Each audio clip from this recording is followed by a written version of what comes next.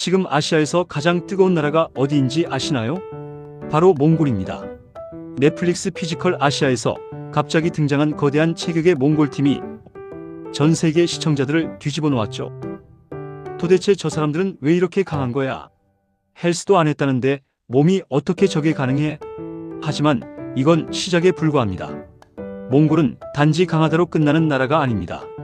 한국을 유독 좋아하고 중국을 깊게 경계하며 겉으로는 무뚝뚝해 보여도 알고 보면 세계에서 가장 의리 있는 민족이라고 불리는 이유가 있죠. 그리고 무엇보다 충격적인 사실, 몽골의 부는 한국 씨름과 놀라울 만큼 닮아 있으면서 그 차이를 들여다보면 두 나라 문화 전체가 보인다는 겁니다. 그래서 오늘 영상에서는 넷플릭스 속 몽골팀의 인기부터 몽골이 한국을 사랑하는 이유, 중국을 경계하는 배경, 몽골인의 성향, 그리고 부흐와 한국 씨름의 숨겨진 연결고리까지 5부에 걸쳐 아주 깊고 충격적인 이야기들을 보여드리려고 합니다. 어쩌면 여러분이 알고 있던 몽골이 완전히 뒤집힐 수도 있습니다. 그럼 아시아의 숨은 강자, 몽골의 진짜 얼굴을 보러 가볼까요? 1부 넷플릭스 피지컬 아시아에서 몽골팀이 인기 있는 이유. 요즘 넷플릭스에서 화제인 프로그램이 하나 있습니다. 바로 피지컬 아시아인데요. 여러 나라 선수들이 모여 체력과 정신력을 겨루는 이 프로그램에서 유독 시청자들의 시선을 사로잡은 팀이 있습니다. 바로 몽골팀입니다. 처음 몽골 선수들이 등장했을 때 많은 사람들은 그들의 압도적인 체격에 놀랐습니다. 평균 신장도 크고 어깨도 넓고 팔과 다리의 근육이 마치 조각처럼 다듬어져 있었죠. 이건 단순히 헬스장에서 만들어진 몸이 아니었습니다. 몽골의 전통 스포츠인 부흐와 유목 생활에서 자연스럽게 단련된 실전에 강한 몸이었습니다. 경기가 시작되자 몽골팀의 진가가 드러났습니다. 힘을 겨루는 종목에서는 당연히 강했지만 지구력이 필요한 종목에서도 끝까지 버텨내는 모습을 보였습니다. 특히 밧줄을 타거나 무거운 물건을 옮기는 미션에서 몽골 선수들은 마치 이런 일을 평생 해온 사람들처럼 자연스러웠죠. 실제로 유목민의 후손답게 어릴 때부터 말을 타고 가축을 돌보며 자란 이들에게 이런 신체 활동은 일상이었던 겁니다. 하지만 몽골팀이 인기를 얻은 건 단순히 힘이 강해서만은 아니었습니다. 오히려 반전 매력이 더 컸죠. 거친 외모와 달리 이들은 놀라울 정도로 예의 바르고 겸손했습니다. 경기에서 이겼을 때 과하게 세리머니를 하지 않았고 상대팀을 존중하는 태도를 보였습니다. 팀워크도 빼놓을 수 없는 강점이었습니다. 몽골팀은 어떤 상황에서도 동료를 먼저 생각했습니다. 우리는 함께 온 것이다. 함께 끝까지 간다. 그들의 철학이 화면 너머로 전해졌습니다. 이런 모습은 개인주의가 강한 현대사회에서 오히려 신선하게 다가왔습니다. 무엇보다 몽골 선수들의 멘탈은 정말 대단했습니다. 아무리 힘든 미션이 주어져도 포기하지 않았습니다. 넘어져도 다시 일어나고 실패해도 다시 도전했죠. 여기에 한국에서 높아진 몽골에 대한 관심도 한몫했습니다. 최근 몇 년간 한국과 몽골의 교류가 늘면서 한국인들은 몽골 문화와 사람들에 대해 더 많이 알게 되었습니다. 그래서 프로그램 속 몽골팀을 보면서 저 나라, 저 사람들에 대해 더 알고 싶다는 호기심이 생긴 거죠. 그렇다면 몽골 사람들은 한국을 어떻게 생각할까요? 실제로 몽골에서는 한국이 굉장히 인기 있는 나라라고 합니다.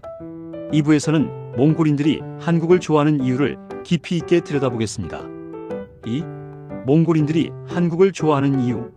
몽골의 수도 울란바토르 거리를 걸어보면 놀라운 광경을 목격하게 됩니다. 한글 간판이 곳곳에 보이고 젊은이들이 K-팝을 들으며 걷고 있으며 한국 드라마 포스터가 버스 정류장마다 붙어 있습니다. 몽골에서 한국은 단순한 외국이 아니라 동경과 친근함의 대상입니다.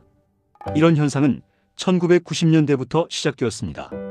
소련 붕괴 이후 몽골이 민주화되면서 외국 문화가 들어오기 시작했는데 그 중에서도 한국 드라마가 큰 인기를 끌었습니다. 대장금, 겨울연가 같은 작품들이 몽골 전역에서 방영되면서 한국에 대한 이미지가 급격히 좋아졌죠. 당시 몽골 사람들은 한국 드라마를 통해 가족의 중요성, 성실함, 그리고 현대적이면서도 전통을 지키는 한국의 모습을 보았습니다. 음식도 빼놓을 수 없는 연결고리입니다. 몽골 전통 음식은 주로 고기와 유제품 중심인데 한국 음식의 매콤하고 다양한 맛이 몽골인들에게 신선한 충격을 주었습니다. 특히 김치, 불고기, 떡볶이는 몽골에서도 쉽게 찾을 수 있을 정도로 인기가 많습니다.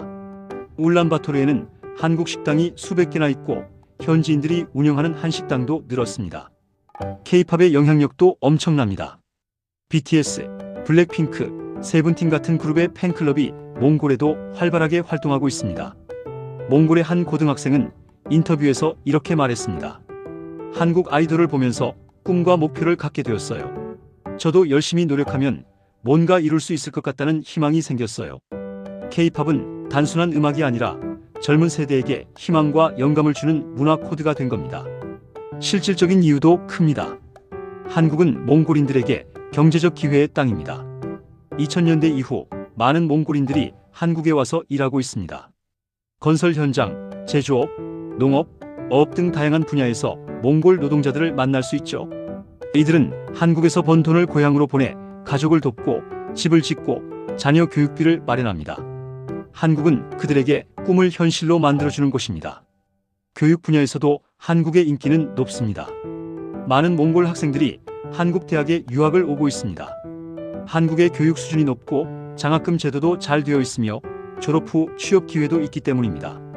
몽골에는 한국어를 가르치는 학원이 곳곳에 있고 토픽 한국어 능력 시험 응시자 수도 매년 증가하고 있습니다. 관광도 빼놓을 수 없습니다. 한국은 몽골인들이 가장 가고 싶어하는 여행지 중 하나입니다. 서울의 화려한 야경, 제주도의 아름다운 자연, 경주의 역사 유적지까지 한국은 작은 나라지만 볼 것이 많다는 평가를 받습니다.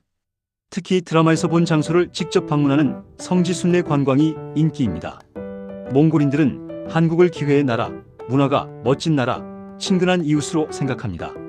하지만 모든 이웃 나라를 똑같이 좋아하는 건 아닙니다. 특히 중국에 대해서는 복잡하고 부정적인 감정을 가진 경우가 많습니다.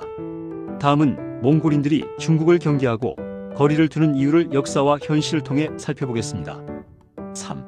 몽골인들이 중국을 싫어하는 이유. 몽골 거리를 걷다 보면 흥미로운 장면을 목격할 수 있습니다. 상점 입구에 몽골인만 입장 가능, 중국인 출입 금지라는 표지판이 붙어 있는 것입니다.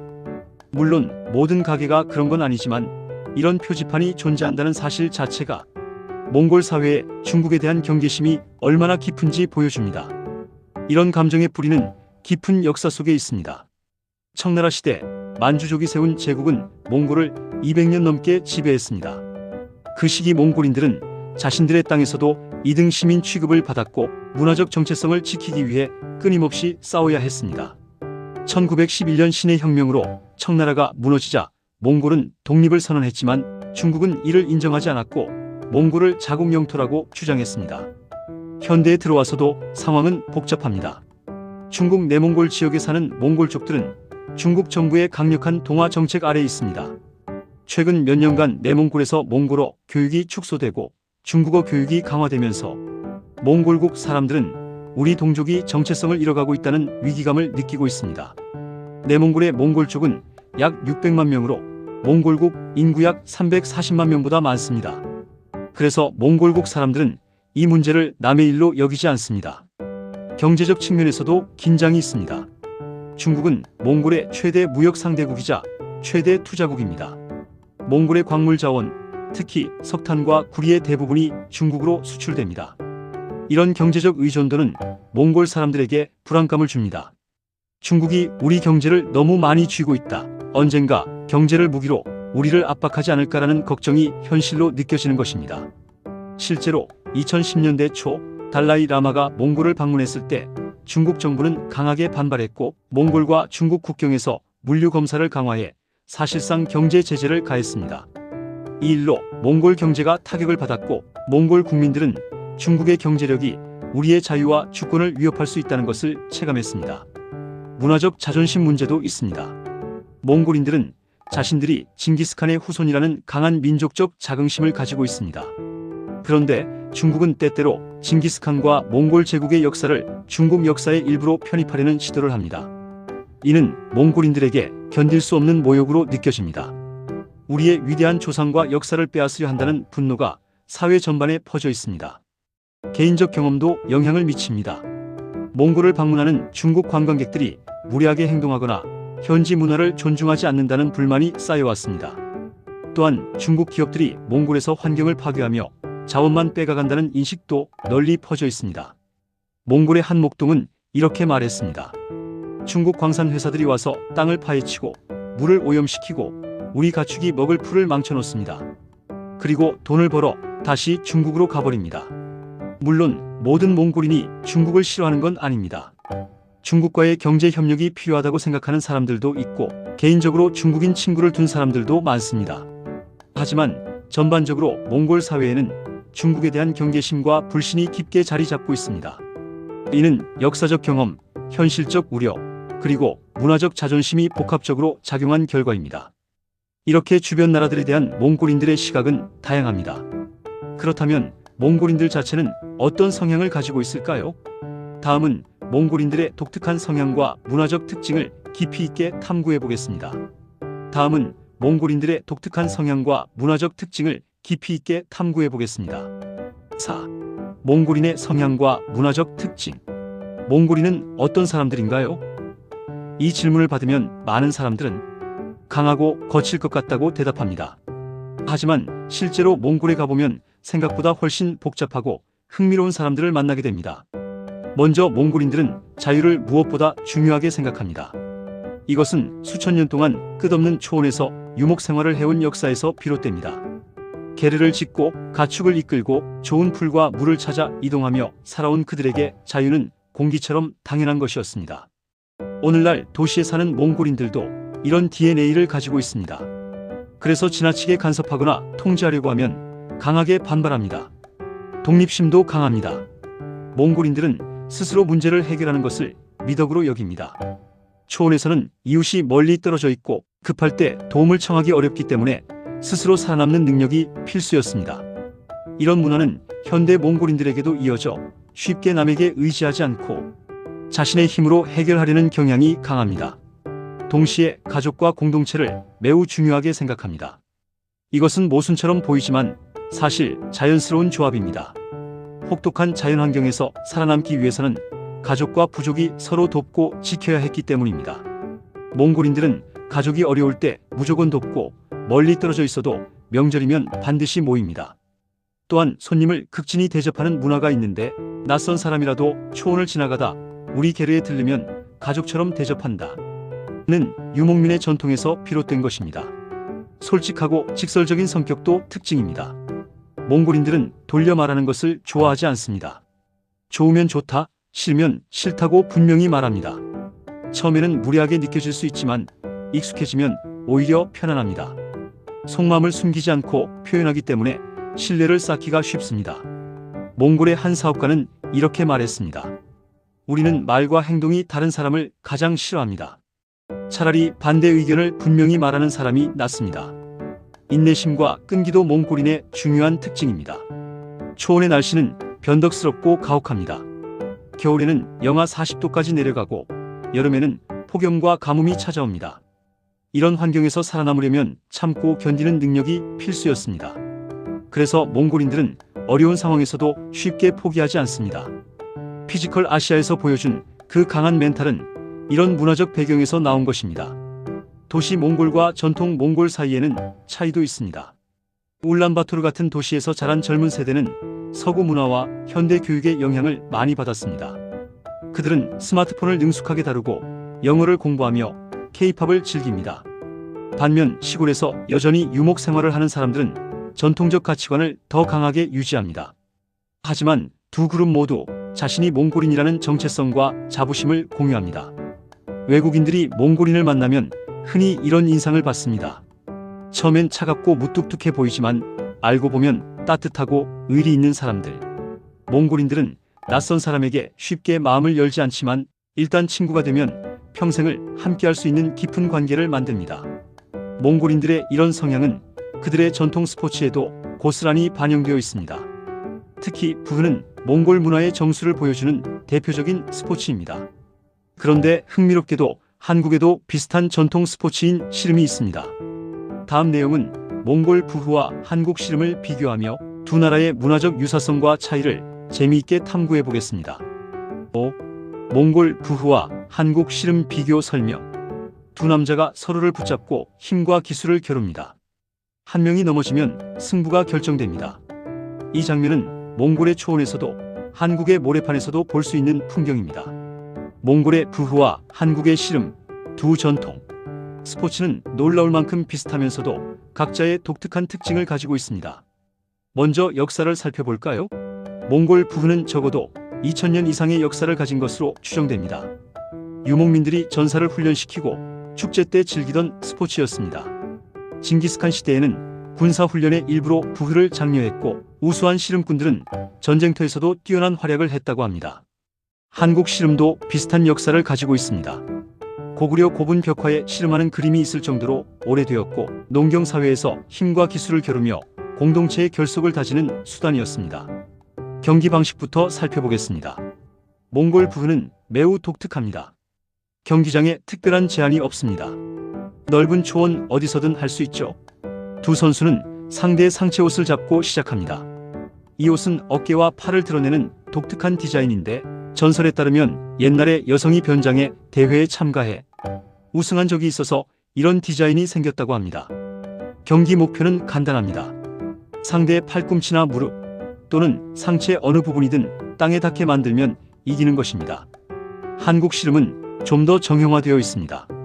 둥근 모래판 위에서 경기를 하고 두 선수는 삿바, 허리와 다리에 두르는 띠를 잡고 시작합니다. 규칙도 명확합니다. 상대의 무릎 위 어느 부분이든 모래에 닿으면 지는 것입니다. 경기 시간도 정해져 있어서 제한 시간 내에 승부가 나지 않으면 재경기를 합니다. 기술 면에서도 차이가 있습니다. 몽골 부흐는 힘과 균형이 매우 중요합니다. 경기가 상당히 길게 진행될 수 있는데 때로는 30분, 1시간 이상 걸리기도 합니다. 서로 상대의 허점을 찾기 위해 신중하게 움직이고 순간적인 기회를 포착해 기술을 겁니다. 주요 기술로는 다리 걸기, 허리 들어 넘기기, 밀어 넘기기 등이 있습니다. 체력과 지구력이 결정적입니다. 한국 씨름은 상대적으로 빠르고 역동적입니다. 삿발을 잡고 있기 때문에 더 가까운 거리에서 치열한 공방이 펼쳐집니다. 기술이 매우 다양한데 안다리, 밭다리, 돌려치기, 들배지기 등 수십 가지 기술이 있습니다. 순간적인 판단력과 폭발적인 힘이 중요하며 작은 체구라도 뛰어난 기술로 큰 상대를 이길 수 있습니다. 문화적 의미도 살펴볼 가치가 있습니다. 몽골에서 부흐는 나담 축제의 핵심입니다. 나담은 몽골의 가장 큰 전통 축제로 부흐, 경마, 활쏘기 세 가지 남자 경기가 열립니다. 부흐 챔피언은 아브라가 거인, 아르슬란 사자, 자한 코끼리 같은 영예로운 칭호를 받으며 국민적 영웅이 됩니다. 이들은 단순한 스포츠 선수가 아니라 몽골 정신의 상징입니다. 한국에서 씨름도 중요한 문화적 위치를 차지합니다. 과거 농촌 마을에서는 추석이나 단오 같은 명절에 씨름 대회를 열어 마을 장사를 뽑았습니다. 우승자는 황소를 상으로 받았고 마을의 자랑이 되었죠. 현대에는 프로 씨름 리그가 있고 TV로 중계되며 씨름 선수들은 연예인 못지않은 인기를 누리기도 합니다. 두 스포츠의 공통점도 많습니다. 첫째, 단순한 힘 겨루기가 아니라 전략과 기술이 필요합니다. 둘째, 예의와 존중을 강조합니다. 경기 전후로 상대에게 경의를 표하는 것이 전통입니다. 셋째, 공동체의 결속과 정체성을 강화하는 역할을 합니다. 넷째, 남성성과 용맹함의 상징이면서도 동시에 절제와 겸손을 가르칩니다. 차이점도 분명합니다. 몽골 부흐는 더 자유롭고 시간 제약이 적은 반면 한국 씨름은 더 구조화되고 규칙이 명확합니다. 몽골 부흐는 초원이라는 광활한 자연을 배경으로 하지만 한국 씨름은 제한된 모래판이라는 공간에서 진행됩니다. 이는 각각 유목 문화와 농경 문화의 특성을 반영하는 것으로 볼 수 있습니다. 재미있는 것은 양국 선수들 간의 교류도 있다는 점입니다. 몽골 부흐 선수가 한국에 와서 씨름을 배우거나 반대로 한국 씨름 선수가 몽골 부흐를 경험하는 경우가 있습니다. 서로 다른 듯 비슷한 이 두 스포츠를 통해 양국 선수들은 서로를 이해하고 존중하게 됩니다. 몽골 부흐와 한국 씨름, 이 두 전통 스포츠는 각 나라의 역사, 문화, 가치관을 담고 있는 살아있는 유산입니다. 이들을 통해 우리는 몽골과 한국이 얼마나 비슷하면서도 독특한지, 그리고 두 나라 사람들이 무엇을 소중히 여기는지 엿볼 수 있습니다. 지금까지 5편에 걸쳐 몽골과 한국, 그리고 동아시아의 관계를 깊이 있게 살펴보았습니다. 넷플릭스 프로그램 속 몽골팀의 매력에서 시작해 양국 국민들이 서로를 어떻게 바라보는지, 몽골인들의 독특한 성향과 문화, 그리고 두 나라의 전통 스포츠까지 탐구했습니다. 이 여정을 통해 우리는 단순히 사실을 나열한 것이 아니라 사람들의 삶과 문화, 그리고 역사가 어떻게 얽혀 있는지 이해하게 되었습니다. 몽골과 한국 두 나라는 멀리 떨어져 있지 않습니다. 역사와 문화로 연결된, 서로를 존중하고 배울 점이 많은 이웃입니다. 지금까지 영상을 시청해 주셔서 감사합니다. 구독과 좋아요 부탁드립니다.